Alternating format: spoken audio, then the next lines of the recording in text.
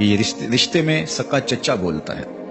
اللہ اکبر، مشکلیں صحیح، تکلیفیں صحیح، سماجی مقاطعہ ہوا، سوشل بائیکاٹ ہوا۔ شاب ابی طالب کے 3 سال کس کٹھن حالات میں حضور اور حضور کے غلاموں نے اور خاندان والوں نے کاٹے، حتیٰ کہ درختوں کے پتے کھا کھا کے گزر اوقات ہوتی تھی۔ معاہدہ لکھ کے کعبۃ اللہ کے ساتھ لٹکا دیا گیا، اور یہ اتنے سنگ دل ثابت ہوئے کہ باہر سے کوئی تجارتی قافلہ آتا جس کے پاس اغذیہ ہوتی، کھانے پینے کی اشیاء ہوتی، تو ان کو ادھر جانے نہ دیتے، مبادہ کہیں یہ خرید نہ لے۔ ان کا خیال یہ تھا کہ یہ بھوک سے دم توڑ جائیں، اور نیا دین جو لے کر کے آئے ہیں وہ شاب ابی طالب میں اس گھاٹی کے اندر ہی اپنے آخری دن پورے کرے۔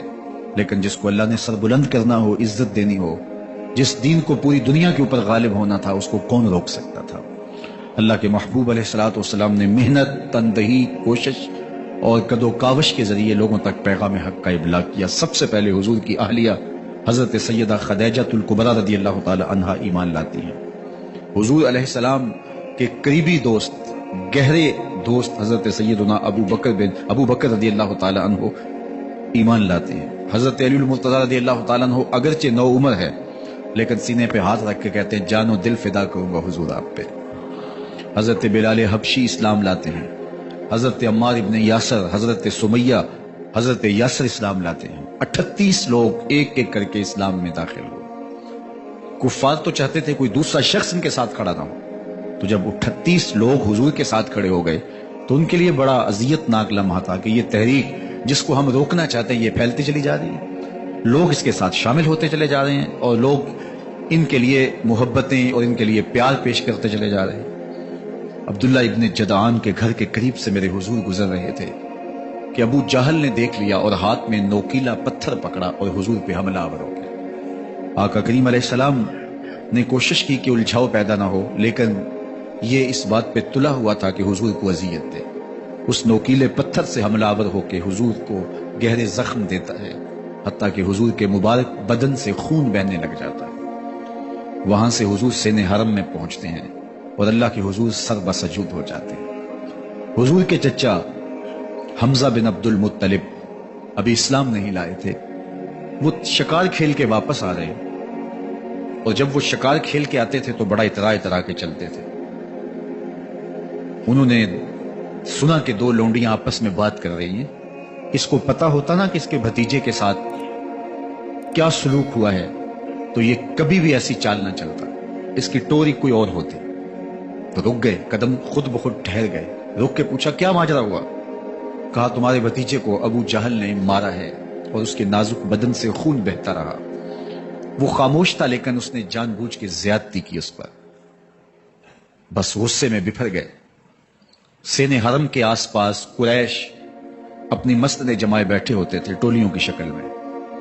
آج امیر حمزہ آئے اور ابو جہل کو تلاش کر کے اپنی کمان کو زور سے اس کے سر پہ مارا، اور اس کا سر پھٹ گیا، اور ساتھ بولے تم نے ہمارے بھتیجے کو لاوارث سمجھا ہے؟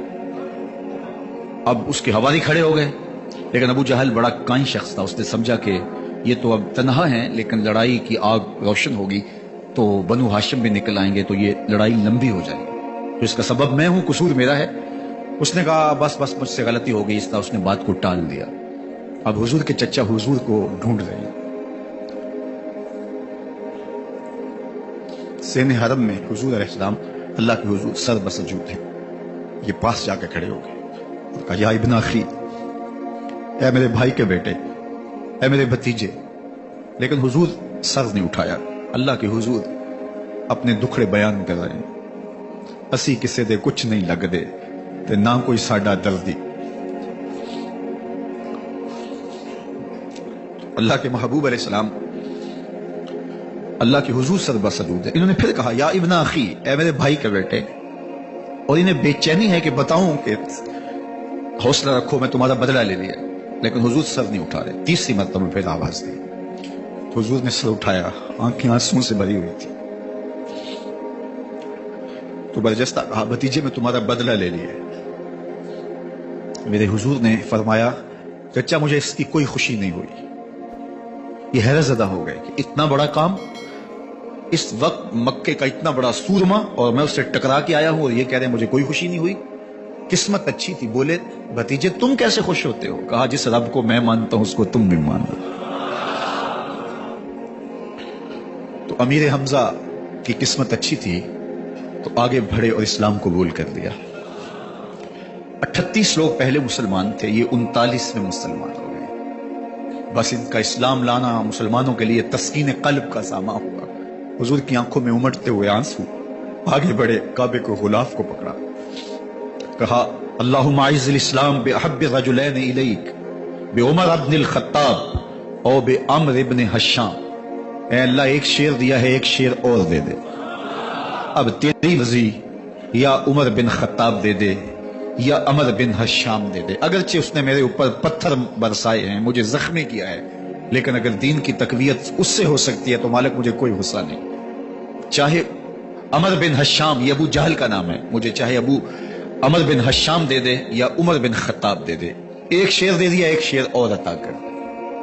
حضور کعبہ کے غلاف سے لپٹ کے اللہ کے حضور دعائیں مانگ رہے ہیں۔ 39 لوگ اسلام لا چکے ہیں، 40ویں کا انتظار ہے۔ اللہ کے محبوب علیہ السلام کی دعائیں ہیں، حضور کی التجائیں ہیں۔ ادھر یہ خبر پورے مکے میں پھیل جاتی ہے کہ حمزہ بھی ایمان لے آئے۔ کفار پر سراسیمگی سی کیفیت پیدا ہو جاتی ہے کہ ہم تو سمجھتے تھے کہ یہ 2-4 لوگ ہیں، 10, 15, 20 لوگ جمع ہو جائیں گے، اور اس طرح کے لوگ بھی اگر ان کے ساتھ شامل ہو گئے تو ان کا راستہ نہیں روکا جا سکے گا۔ وہ سر جوڑ کے سوچنے لگے، ابو جہل کو کوسنے دینے لگے، اس نے کیوں یہ ظلم کیا کہ اس کا نتیجہ یہ پھر ہمیں بھگتنا پڑ رہا ہے، اس کے لیے کوئی تدبیر کرنی چاہیے، اس کے لیے کوئی حکمت سوچنی چاہیے۔ 26 سال کا نوجوان ہے، خطاب کا بیٹا ہے، نام عمر ہے، اپنے گھر کے اندر پیچ و تاب کھا رہا ہے کہ اگر یوں ہی اسلام پھیلتا رہا تو ہمارے بتوں کے